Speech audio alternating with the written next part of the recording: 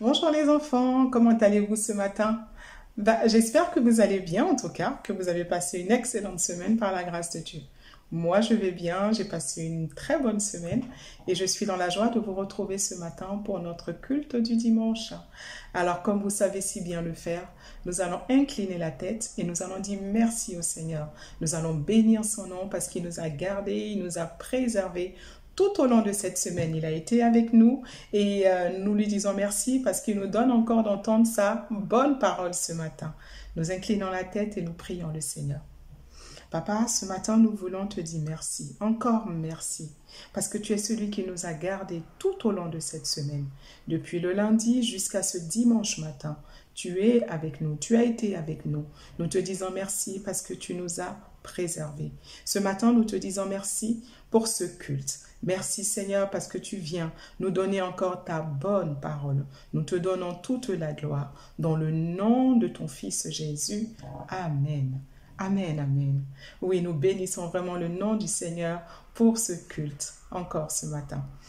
Alors, je sais que la semaine dernière, vous avez fini les enseignements sur la prière du Notre Père. Et je crois que vous avez déjà commencé à mettre en pratique tout ce qui vous a été dit.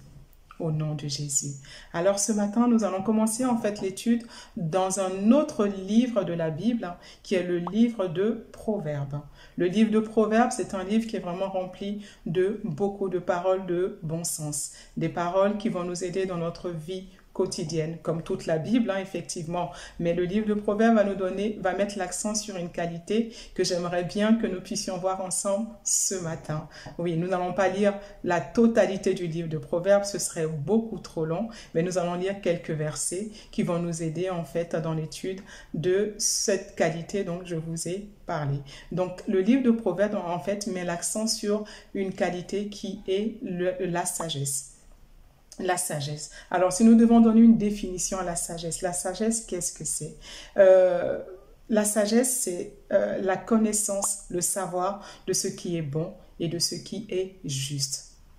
D'accord? Donc, la connaissance, le savoir de ce qui est bon et de ce qui est juste.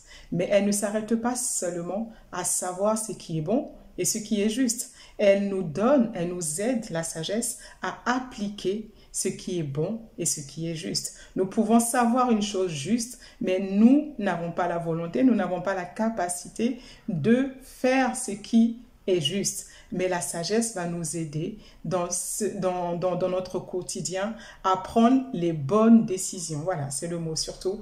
Prendre les bonnes décisions, avoir la bonne attitude. La sagesse va nous dire d'être obéissants. Nous savons que nous devons être obéissants à nos parents et il arrive par moments que nous sommes désobéissants. Et la sagesse va nous aider à être des enfants obéissants. Donc, elle donne en fait la connaissance, le savoir de ce qui est bon à faire, ce qui est juste à faire, mais elle nous donne également la capacité. Quand je dis capacité, il faut entendre le pouvoir. Oui, le pouvoir, la volonté de faire ce qui est bon. C'est vrai qu'en nous, on peut savoir que c'est bon, mais est-ce que nous avons toujours la volonté de faire, de ne pas faire, de faire ce qui est juste et ce qui est bon?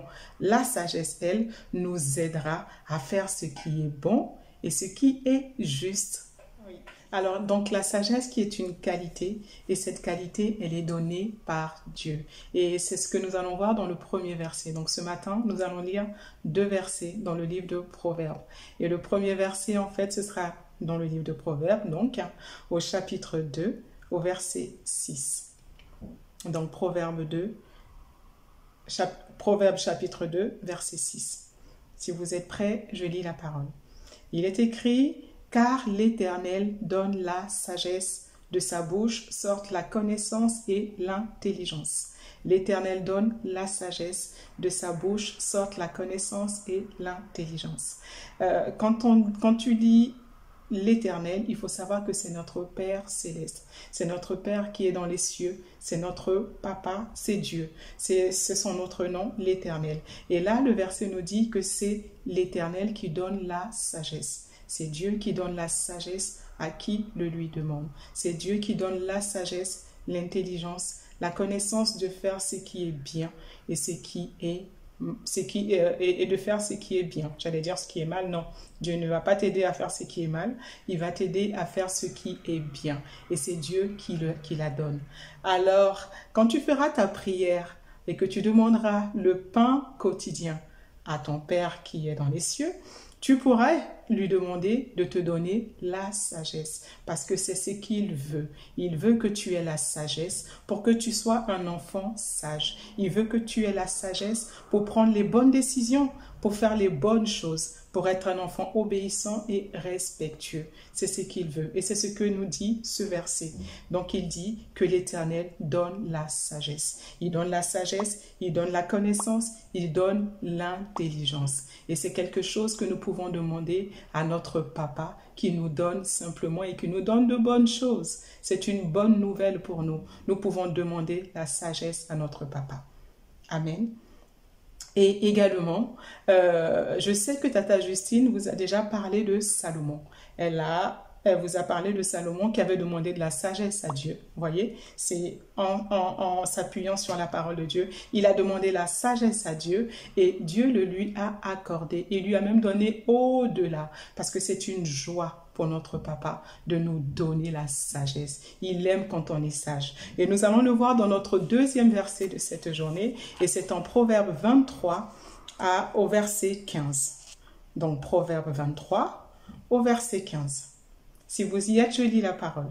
Et il est écrit, « Mon fils, si ton cœur est sage, mon cœur à moi sera dans la joie. » Et le Seigneur est en train de te dire que lorsque tu as la sagesse et que tu es considéré comme un enfant sage, donc un enfant obéissant, un enfant respectueux, son cœur à lui est dans la joie. Il aime les enfants sages. Il récompense les enfants sages. Il aime les enfants qui sont obéissants. Et c'est ce qu'il a fait à Salomon. Si vous ne vous rappelez plus de cette histoire de Salomon, je vous invite à vous rapprocher de papa et de maman pour qu'ils vous la raconte parce que c'est vraiment une belle histoire. Salomon qui a demandé la sagesse à Dieu. Dieu lui a donné la sagesse. Il lui a donné plus que ce qu'il avait demandé. C'est comme si le Seigneur lui avait donné des récompenses parce qu'il avait demandé à être un enfant sage et obéissant. Et c'est notre partage. Lorsque nous demandons la sagesse à Dieu, lorsque nous posons des actes de sagesse tous les jours, alors le cœur de notre Père est réjoui. Le cœur de papa, le cœur de maman est réjoui. Lorsque nous faisons des choses qui sont bien, nous le voyons tout de suite, nos parents, ils sont tout de suite de bonne humeur et ils sont même disposés à nous donner ce que nous demandons. Est-ce que c'est pas merveilleux? Alors, j'espère que vraiment que ce petit partage va vraiment vous donner envie d'être des enfants sages en cherchant la sagesse. Et il faut comprendre, il faut retenir que la sagesse est une qualité que Dieu donne. Que la sagesse est une qualité que notre papa aime donner à ses enfants. Et il aime quand ses enfants sont sages et qu'ils sont remplis de sagesse. C'est vraiment son désir et c'est sa joie. C'est ce qu'il nous dit. Son cœur est dans la joie lorsque nous sommes sages. Alors, c'est quelque chose que nous pouvons demander à notre papa, simplement. Et comme c'est sa volonté, il nous la donnera. Alors, lorsque tu demandes le pain quotidien, demande également, si tu le désires, Père, donne-moi la sagesse. Et il te la donnera. Et il te donnera même au-delà. J'en suis convaincue. Tu vois bien qu'avec tes parents, lorsque tu fais des choses, tu as des bonnes notes, tu es obéissant, tu poses de bonnes actions, papa et maman sont contents. Et c'est la même chose pour notre papa qui est dans les cieux. Alors j'espère vraiment que ce moment a été vraiment bénéfique et que vous allez le mettre en pratique. Oui, vous n'allez pas simplement écouter, mais vous allez également avoir la capacité, donc le pouvoir, la volonté de faire ce qui est bon, ce qui est juste. On va prendre un exemple tout simple. Vous allez à l'école, vous voyez des amis qui font des choses qui ne sont pas autorisées. La sagesse va vous aider à ne pas faire comme les amis. Alors, c'est vraiment une qualité très, très, très importante à demander à notre papa. Alors, nous allons incliner la tête et nous allons dire merci à notre Père pour cette parole, pour cette bonne parole encore. Et nous allons lui demander qu'il nous aide à être des enfants sages, pour lui être agréable, pour que son cœur soit dans la joie. Oui, Père, nous te disons encore merci pour ta bonne parole. Merci, Seigneur, de nous aider. Oui, de nous aider à être des enfants sages, obéissants. Merci, Seigneur, parce que tu nous donnes la sagesse, car c'est ton désir que nous soyons des enfants pleins de sagesse. Nous te bénissons ce matin, oui, encore pour cette parole qui vient, Seigneur, nous aider dans notre marche de tous les jours, afin que, Seigneur, le cœur de nos parents, le cœur de notre Père Céleste soit réjoui, soit dans la joie. Nous te bénissons et nous t'honorons dans le nom de Jésus. Amen. Je vous dis à dimanche prochain, encore dans la joie et dans la bonne humeur de vous retrouver. Que Dieu vous bénisse. Salut les enfants, vous allez bien j'espère. Eh bien moi je vais super bien par la grâce de Dieu. J'espère que vous avez aimé l'enseignement qui vous a été donné aujourd'hui et que vous avez pu retenir plein de choses. Alors, je reviens vers vous pour vous parler du Noël canadien.